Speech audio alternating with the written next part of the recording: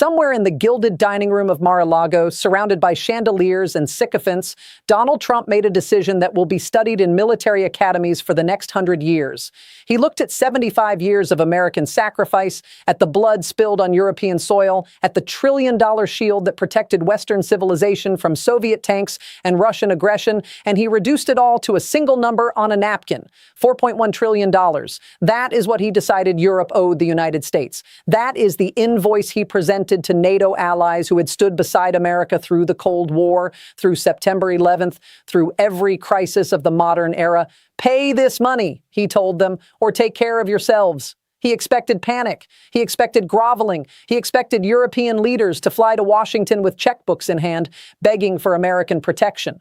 Instead, he got something that has left his entire administration in a state of absolute paralyzed disbelief. He got rebellion. Within 72 hours of Trump's ultimatum, the 27 leaders of the European Union gathered in Brussels for an emergency summit.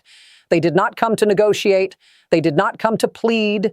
They came to sign the most significant military agreement in European history since the formation of NATO itself. They called it the European Sovereign Defense Initiative. And with a single unanimous vote, they told Donald Trump exactly where he could put his $4 trillion bill. But here is the part that has the Pentagon scrambling and American defense contractors in a state of absolute meltdown. Europe did not just reject Trump's demand, they weaponized it. They took the ultimatum designed to extract tribute and transformed it into the foundation of complete European military independence. They approved a $2.7 trillion defense fund spread over 15 years. They committed to building an independent European army, an independent European defense industry, and an independent European strategic command that owes nothing to Washington. And in the fine print of that agreement, buried in the procurement protocols, is a clause that has American weapons manufacturers staring at the largest financial catastrophe in their corporate history. Lockheed Martin, Boeing, Raytheon, Northrop Grumman, every American defense giant that has grown fat on European contracts for 3 generations has been explicitly, deliberately, permanently excluded from the European military market. Donald Trump asked for $4 trillion. He got zero. And he lost access to hundreds of billions in future weapons sales that American companies assumed would flow forever. This is not a negotiating setback. This is a complete strategic catastrophe. And in the next few minutes, I am going to show you exactly how it happened, who architected Europe's perfect counterattack, and why the man sitting in Mar-a-Lago has just destroyed American military hegemony with his own hands. To understand what just happened, you have to understand what Trump thought he was doing. In his mind, the logic was simple. The United States has spent enormous sums defending Europe since 1949. American taxpayers funded the military umbrella that allowed European nations to build generous social programs while spending little on defense. Trump looked at this and saw weakness to exploit. He calculated that European leaders facing Russian aggression without American protection would pay whatever he demanded. He treated the Atlantic Alliance like a protection racket. His advisors determined that tallying American military expenditure on European defense since NATO's founding, adjusted for inflation with interest, reached $4 trillion. The number was never meant to be paid in full. It was meant to terrify, to establish a negotiating anchor so extreme that partial payment would be victory. Trump imagined European finance ministers frantically calculating how much to offer. He imagined himself as the greatest deal maker in history. What he failed to imagine was that Europe might simply say no. The Brussels summit convened 48 hours after Trump's ultimatum became public. Look at the footage from that meeting. These are not panicked bureaucrats scrambling to appease a bully. These are people who arrived with a plan already in place. French president had draft legislation ready. The German chancellor brought detailed procurement schedules. The Polish prime minister came with military production agreements already negotiated. This was not a crisis response. This was an execution. The European Sovereign Defense Initiative did not emerge from Trump's ultimatum. It emerged from 18 months of quiet preparation that the White House never detected. And the architect of this preparation was sitting in Ottawa watching his masterpiece unfold. Mark Carney understood something fundamental about Trump. He is predictable. His negotiating tactics follow a pattern so consistent that anyone can anticipate his moves. He escalates with outrageous demands, threatens catastrophic consequences, and expects the other side to fold. When they do not fold, he has no backup plan. Carney recognized 18 months ago that Trump would eventually monetize NATO, so he began building the infrastructure Europe would need to respond. He facilitated conversations between Canadian mining companies and European defense ministries. He established alternative supply chains for critical minerals.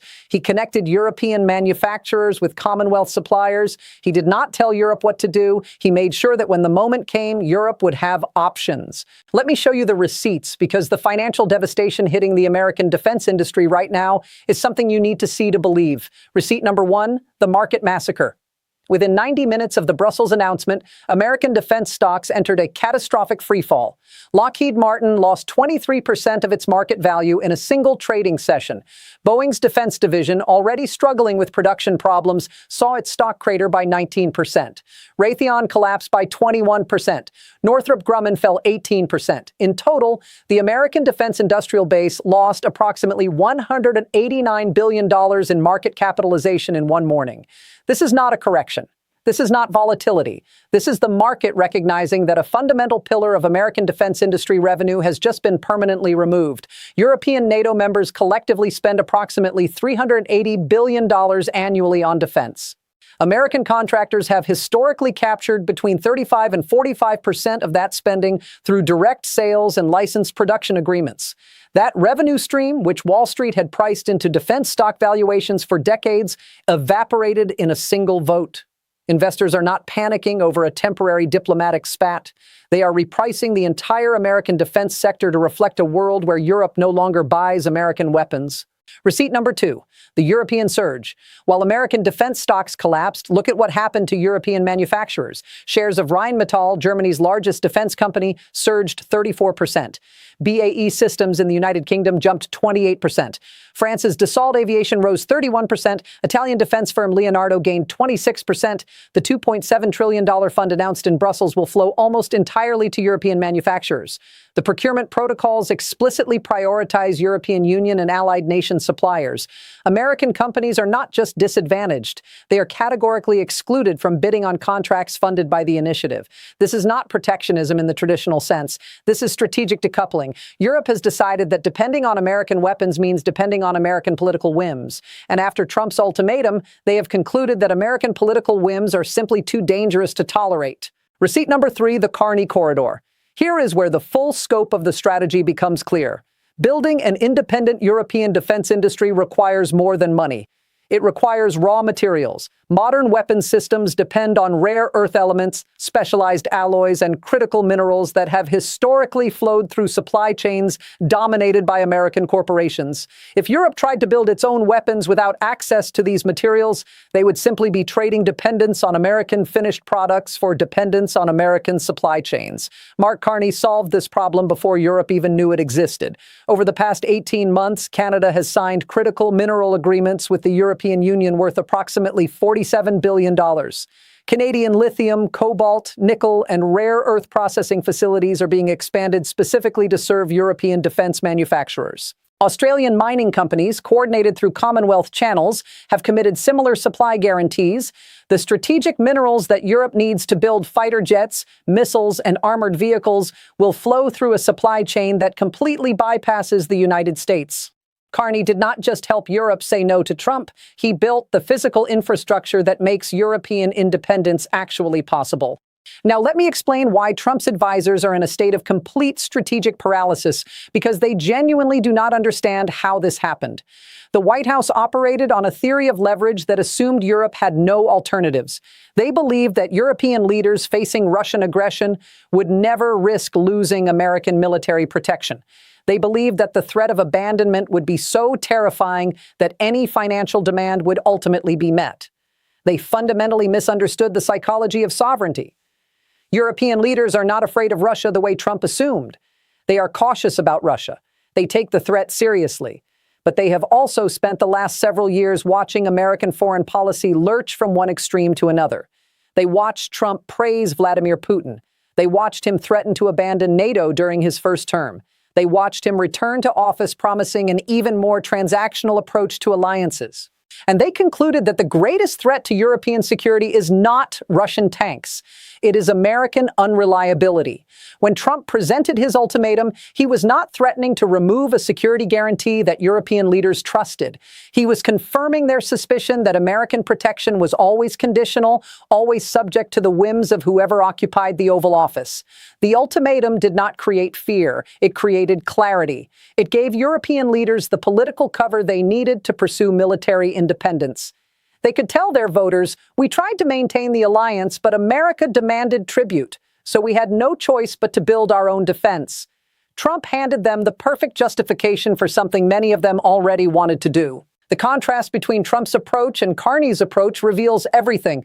Trump operates on intimidation. He escalates threats without considering what happens if the other side does not back down. He treats every negotiation as a dominance contest. Carney operates on systems. He identified the vulnerability in Trump's strategy and spent 18 months eliminating it. When Trump made his move, the trap was already built.